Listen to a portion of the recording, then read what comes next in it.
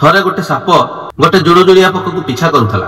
हठात से जुड़ुजुड़िया पोकटी रही जाई साप को कहला, साप भाई मु तुमको किछि पचारि पारिबि कि? सापटी कहला हाँ पचार। पोकटी कहला कौन मु तुम खाइबा जिनिस कि? साप कहला ना। पोकटी पुणी पचारला मु तुमर किछि क्षति करिछि कि किंबा तुम मनरे किछि कष्ट देइछि कि? सापटी कहला अरे ना ना। तापर पोकटी कहला ताहले मो पछरे काहेकि पडिछ भाई, काहेकि तुम मते मारिया को चाहुछ?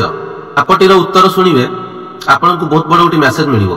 सापटी कहला ना मु तते मारिया को चाहुछि ना ही तते खाइबा को चाहुछि, हेले मु तते चमकु थिबार देखि परिबिनी। एई कहानीटी केवल गोटे साप आ पोकर नुहे, आम समाज रे मध्य आम पाखापाखी एमिति अनेक लोक अछंती जेउ मानकु कि आमर लॉस करिबारे, आमकु नीचा देखैबारे एवं आमकु बेजित करिबारे कोनोसी भी कारण न थाए, केवल तेमाने आमकु चमकु थिबार देखि सही पारंती नाही।